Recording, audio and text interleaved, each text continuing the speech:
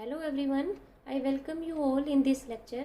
In this lecture, I am going to talk about different statistical tests like chi-square test, student t-test, f-test. F-test is also known as ANOVA or analysis of variance test, Z-test. To understand these tests, it is very much necessary to understand certain concepts.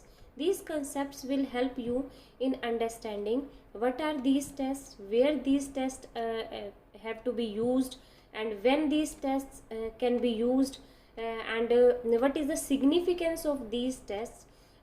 You will understand all these by understanding certain concepts. After discussing these concepts, I will go into the detail of these tests. Okay, in first of my concept, I am discussing hypothesis testing. Hypothesis testing means testing the hypothesis. Okay, whether the hypothesis is correct or wrong. To test the hypothesis, these tests are used. Okay, now let's understand what is hypothesis. To understand hypothesis, you must know what is research. अब ये जो different researchers होते हैं, ये क्या है, research करते हैं. रिसर्च क्या है, सर्वे बेस्ड भी हो सकती है, कोई भी लैब बेस्ड एक्सपेरिमेंट हो सकता है. ओके, तो ये रिसर्चर्स क्या करते हैं कि रिसर्च का मतलब होता है किसी भी प्रॉब्लम को सोल्व करना. वो किसी भी प्रॉब्लम को लेते हैं और उस प्रॉब्लम को लेकर एक्सपेरिमेंट्स करते हैं and they will get the solution. Okay, और जिन पर भी ये एक्सपेरिमेंट्स करते हैं, these experiments may be on the individuals के ऊपर भी एक्सपेरिमेंट्स हो सकते हैं, ऑब्जेक्ट्स के ऊपर एक्सपेरिमेंट्स हो सकते हैं, इवेंट्स के ऊपर एक्सपेरिमेंट्स हो सकते हैं, डिफरेंट प्लांट्स के ऊपर एक्सपेरिमेंट्स हो सकते हैं, एनिमल्स के ऊपर. तो डिफरेंट तरह के एक्सपेरिमेंट्स होते हैं, मे बी लैब एक्सपेरिमेंट और सर्वे बेस्ड एक्सपेरिमेंट. इन सब एक्सपेरिमेंट्स के अंदर एक पर्टिकुलर पूल होता है. In the pool the individuals, total number of individuals that are present on which the experiment has to be carried out, this is called population. जैसे कि मैं एक एग्जांपल लेती हूँ कि जैसे suppose there is a company, और उस कंपनी ने कोई नई न्यू ड्रग जो है डिज़ाइन की है, and after designing that drug they have release that drug into the market. Okay, now the company wants to know that कि ये ड्रग जो है पहले वाली जो ड्रग थी उससे बेटर है या नहीं है. Okay, now that drug has been released into the market. So all the individuals which are using that who are using that drug, ये सारा के सारे इंडिविजुअल्स क्या हो गए, पॉपुलेशन. बट जो भी एक्सपेरिमेंट्स होते हैं, जो भी स्टडी होती है, इतने सारे इंडिविजुअल्स पे कैरी आउट करना जो है इजी टास्क नहीं होता. इसीलिए जो सभी रिसर्चर्स हैं और अपनी कन्वीनियंस के अकॉर्डिंग इस पूरी पॉपुलेशन में से थोड़े से इंडिविजुअल्स को ले लेते हैं और they do experiments on these individuals only. Okay, now इसी ग्रुप ऑफ इंडिविजुअल्स जिनके ऊपर एक्चुअली एक्सपेरिमेंट किए जाते हैं उनको क्या बोलते हैं, sample. This is the suppose whole population. In that population, that sample has been taken by the researcher for doing the research. Okay. After doing the research, suppose कोई भी researcher है, उनका after the experiment कुछ ना कुछ result आता है कि वेदर, जैसे उसी एग्जाम्पल में हम लोग देखते हैं कि ये ड्रग जो है बेटर है या नहीं है. ओके, तो कोई ना कोई रिजल्ट आया, उसी रिजल्ट को एक स्टेटमेंट के रूप में जो है रिप्रेजेंट करता है रिसर्चर, और उसको क्या बोलते हैं, उस स्टेटमेंट को क्या बोलते हैं, hypothesis. This hypothesis is a statement और it's an assumption that is a statement or assumption that is given by the researcher on the basis of the experiment. Okay, या हम लोग कह सकते हैं hypothesis is the concluding statement of an experiment, कि experiment का क्या result आया. But as you have seen that experiment has been carried out on a sample, not on a population. अब ये पूरी पॉपुलेशन के ऊपर तो स्टडी हुई नहीं है, थोड़े से सैम्पल इंडिविजुअल्स ले लिए, उनके ऊपर ये स्टडी की गई है. तो देयर आर चांसेस कि सैम्पलिंग एरर की वजह से जो है रिजल्ट्स रोंग भी हो सकते हैं। ये हाइपोथेसिस जो स्टेटमेंट दी गई है that is we can say that is a tentatively drawn statement that may be right or may be wrong. Okay, so there is a need to test the hypothesis whether it is correct or wrong. Okay, and for hypothesis testing जो अभी मैंने different statistical test जो अभी नाम लिया था, chi square test, F test, Z test, ये सारे के सारे टेस्ट जो है इसी चीज़ को टेस्ट करने के लिए यूज़ होते हैं कि हाइपोथेसिस जो है करेक्ट है या रोंग है।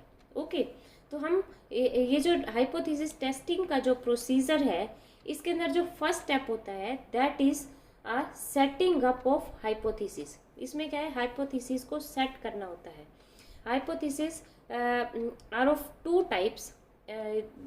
First one is null hypothesis and second is alternate hypothesis. Null hypothesis is denoted by H naught और alternate hypothesis को generally represent करते हैं by H alpha. Okay, now जैसे कि null hypothesis का मतलब होता है कि रिसर्चर ने जो भी एक्सपेरिमेंट किया है उसका जो रिजल्ट आया है वो क्या है, zero. That means nothing, improvement कोई भी नहीं हुई, ना ही मतलब कोई भी चेंज नहीं हुआ। जैसे कि मैंने अभी एक एग्जांपल में डिस्कस किया था कि company wants to test the drug whether that drug is better than the earlier drug और नॉट। ओके, तो सपोज तो इस केस में नल हाइपोथेसिस क्या होगा कि जो न्यू ड्रग है that is equally effective as to the old drug. मतलब जो पुराने वाली ड्रग है जो नए वाली ड्रग है दोनों की दोनों इक्वली इफेक्टिव है इन कंट्रोलिंग द डिजीज। इन दोनों में कोई भी डिफरेंस नहीं है। ओके, इसी को ही बोलेंगे नल हाइपोथेसिस। तो जब भी आप कोई भी जो भी आपको न्यूमेरिकल दिया जाएगा या कोई भी है तो उसमें आपको सबसे पहले नल हाइपोथेसिस को सेट करना होगा। दैट मीन्स कि कोई भी चेंज नहीं हुआ है। ठीक है, and in the further process we will test कि नल हाइपोथेसिस करेक्ट है या रोंग है। ओके, अगर नल हाइपोथेसिस हमारा एक्सेप्ट हो जाता है, करेक्ट है, इसका मतलब क्या है कि there is no significant difference between the values. Okay, the null hypothesis and alternate hypothesis ये दोनों एक दूसरे के अपोजिट होते हैं। नल हाइपोथेसिस ये कहता है कि कोई भी चेंज नहीं हुआ है, बल्कि एंड अल्टरनेट हाइपोथेसिस ये कहता है कि change has taken place, may be in the positive way, may be in the negative way. Okay, positive negative का मतलब है कि जैसे कि ड्रग जो है पहले वाली ड्रग से ज़्यादा इफेक्टिव है, okay, that is in the positive way, और ड्रग जो है पहले वाली ड्रग से कम इफेक्टिव है तो उसको बोलेंगे कि नेगेटिव वे, मतलब अल्टरनेट हाइपोथेसिस। तो इन दोनों हाइपोथेसिस में एक ही हाइपोथेसिस जो है करेक्ट होता है। अगर हमारा नल हाइपोथेसिस एक्सेप्ट हो जाता है दैट मीन्स अल्टरनेट हाइपोथेसिस को है डिस्कार्ड हो जाता है। ओके, अगर नल हाइपोथेसिस रिजेक्ट हो जाता है तो that means alternate hypothesis has been accepted in the study. Okay, तो ये जो सारे जो टेस्ट हैं these are used to study the significance of the data, significance of the results that have been obtained after the experiment. Okay, तो इन्हीं test को क्या बोलते हैं, टेस्ट ऑफ स्टेटिस्टिकल सिग्निफिकेंस या फिर test of SS. Okay, now let's understand these the terms in detail. Now what is hypothesis? Hypothesis is an assumption or statement that is about the population, okay, and which may be true or may not be true. Okay, and this is just tentatively drawn conclusion on the basis of experiment on logical basis.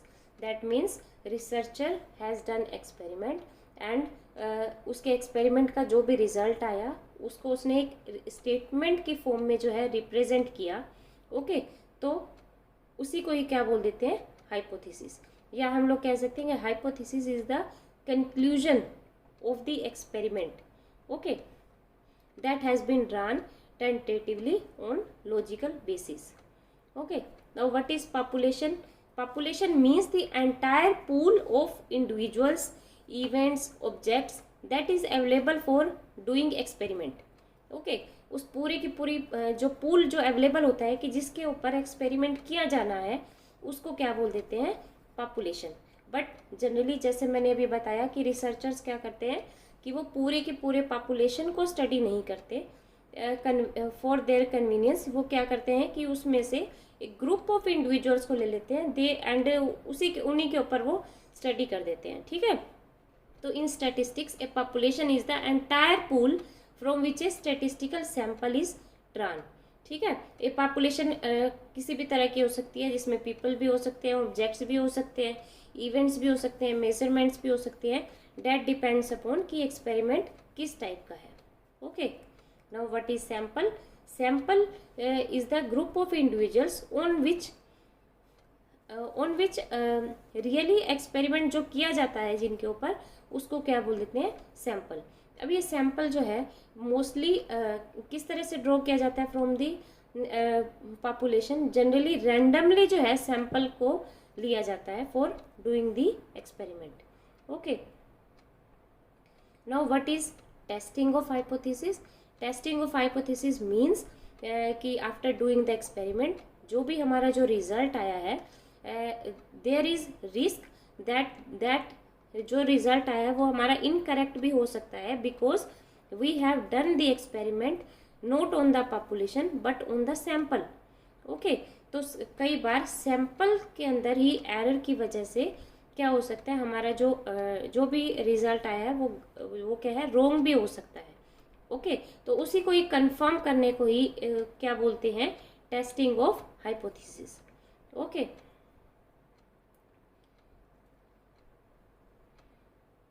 now the test of hypothesis discloses the fact whether the difference between the sample statistic and corresponding hypothetic population parameters are statistically significant or not. Okay, इसीलिए testing of hypothesis को test of significance भी कहते हैं. Weather जो हमारे जो results हैं वो स्टेटिस्टिकली सिग्निफिकेंट हैं या नहीं है, इसी को ही बोलते हैं test of significance. Okay, now अब ये करते कैसे हैं? In testing a hypothesis there are 2 steps, null hypothesis and alternate hypothesis. Okay, हमें सबसे पहले हमारा जो स्टेप होता है वो क्या होता है? सेटिंग अप दी हाइपोथेसिस, कि हमें null hypothesis and alternate hypothesis को सेट करना होता है.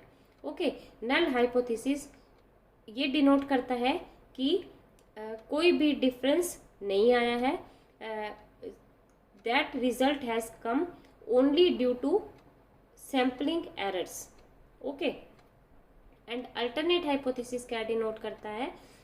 alternate hypothesis is opposite of null hypothesis. अगर हमारा null hypothesis अगर एक्सेप्ट होता है तो अल्टरनेट हाइपोथेसिस रिजेक्ट हो जाता है, और अगर अल्टरनेट हाइपोथेसिस अगर एक्सेप्ट होता है तो नल हाइपोथेसिस रिजेक्ट हो जाता है. ओके, जैसे कि हेयर इज एन एग्जाम्पल कि average height of student of a college is 165 centimetre. If suppose you have given that, तो आप नल हाइपोथेसिस में क्या करोगे कि नल हाइपोथेसिस मीन्स कोई डिफरेंस नहीं है, that means height is 165 centimetre ही है. ओके, जो आप कैलकुलेट करोगे पूरे कॉलेज के अंदर स्टूडेंट्स की हाइट लोगे, उन हाइट्स की एवरेज निकालोगे. ठीक है, जो आपकी जो हाइट आएगी after finding out the average, null hypothesis में आप ये कहोगे कि this is equal to 165 centimetre, जो कि पहले से दी हुई है. नल हाइपोथेसिस मीन्स कि कोई भी चेंज नहीं हुआ है, जो एवरेज हाइट दी हुई है वही स्टूडेंट्स की एवरेज हाइट आफ्टर कैलकुलेशन भी आई है. ओके, बट अल्टरनेट हाइपोथेसिस क्या होता है कि हाइट जो है या तो 165 सेंटीमीटर से ज़्यादा है या फिर 165 सेंटीमीटर से कम है. ओके, तो हम इसी को ही टेस्ट करके देखेंगे. अगर हमारा नल हाइपोथेसिस एक्सेप्ट हो जाता है, इसका मतलब क्या है कि जो एवरेज हाइट आई है स्टूडेंट्स की, दिस इज 165 सेंटीमीटर ही है. अगर नल हाइपोथेसिस अगर रिजेक्ट हो जाता है That means height is either more than 165 centimeter or less than 165 centimeter. Okay. Now ये सारे की now for testing the hypothesis, testing the hypothesis कि हमारा जो नल हाइपोथेसिस है वो एक्सेप्ट हुआ है या रिजेक्ट हुआ है, इस चीज़ को टेस्ट करने के लिए जो टेस्ट यूज़ किए जाते हैं in statistics, these are chi square test, student T test, Z test and F test. अब इन टेस्ट में क्या डिफरेंस है थोड़ा सा मैं ब्रीफ में बताती हूँ कि chi square test it's a kind of non parametric test, और इस टेस्ट को हम तब यूज़ करते हैं व्हेन वी हैव टू, जब हमारे पास जो डाटा है वो या तो परसेंटेज में दिया हो या प्रोपोर्शंस में दिया हो, and we have to compare that data. Okay, mostly it is used for comparing the frequencies कि whether the observed frequency is equal to the expected frequency or not. Okay, और ये student t test and z test, these both tests are similar, but the difference is that कि अगर हमारे पास sample size अगर बड़ा है, that is more than 30 observations हैं sample के अंदर, तो हम क्या यूज़ करते हैं, z test. ओके, अदरवाइज हम अगर सैम्पल साइज 30 से कम है तो हम यूज़ करते हैं स्टूडेंट्स टी टेस्ट. ओके, ये दोनों ही टेस्ट किस लिए यूज़ होते हैं, टू कंपेयर द मीन और the standard deviation between the samples. Okay, हमें अगर मीन और स्टैंडर्ड डेविएशंस अगर दी हुई हैं तो then we will go for T test और जेड टेस्ट. ओके, अगर हमें प्रोपोर्शंस में परसेंटेजेस में अगर दिया हुआ है डाटा तो हम क्या यूज़ करेंगे, chi square test. Okay, and this और एफ टेस्ट क्या होता है, एफ टेस्ट को हम लोग क्या बोलते हैं, एनोवा भी कहते हैं, analysis of variance. This is used when the samples are more than 2. Okay, if the sample size is more than 2, तो हम क्या यूज़ करते हैं, अगर हमारे पास 2 ही सैंपल हैं उनको हमने कंपेयर करना है तो हम टी टेस्ट करेंगे, अगर 2 से ज़्यादा है तो क्या यूज़ करेंगे, F test. Okay, in the next video we will discuss about certain more concepts like degree of freedom, level of significance, and what are parametric or parametric tests. Okay, thank you.